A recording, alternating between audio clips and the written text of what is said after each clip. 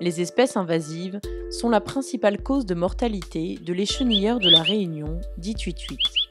Au début du programme, il ne restait que 27 couples de ce petit passereau forestier, endémique de l'île, c'est-à-dire qui n'existe nulle part ailleurs.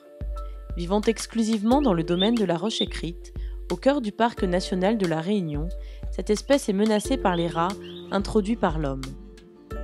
Pour la Céore et le parc, l'objectif était de sauver cet oiseau de l'extinction en proposant une méthode de dératisation optimisée. Un objectif largement atteint.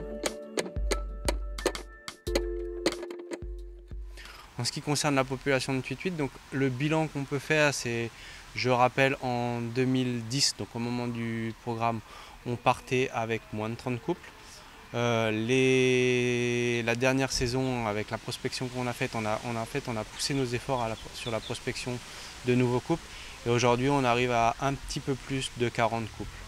Donc c'est un bilan positif, que ce soit pour la dératisation ou pour l'évolution de la population de tuituites. Grâce aux efforts de conservation, la population de tuituites a augmenté de 50% en 5 ans. Mondialement menacé, le moqueur gorge blanche est cantonné en Martinique, sur la presqu'île de la Caravelle, avec une population estimée à 200 individus sur la réserve.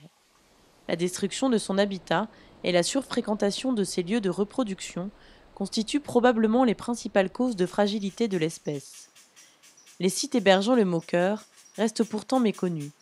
Pour mieux les répertorier, la OMA et ses partenaires ont mis au point une technique innovante pour identifier ces habitats, combinant des capteurs sensoriels et des enregistreurs sonores.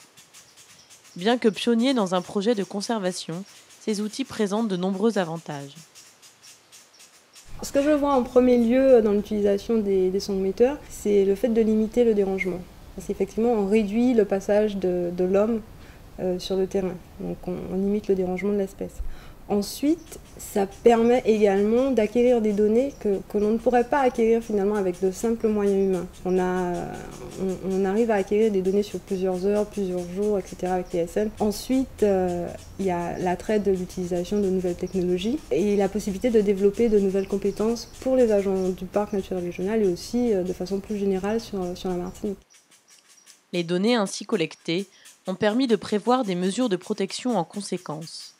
Des panneaux d'information ont été placés dans la réserve et des sentiers réaménagés. Récemment, nous avons signé un arrêté municipal permettant au Conservatoire du littoral de fermer des sentiers pour pouvoir laisser en toute tranquillité l'oiseau. Et pour nous, je dirais mieux, on va faire de cet oiseau l'emblème du quartier de Tartane.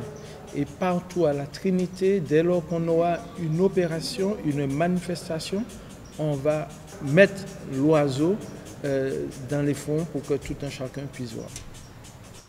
La première carte des hotspots du moqueur a été réalisée pour partager ces nouvelles connaissances avec l'ensemble des acteurs impliqués en Martinique.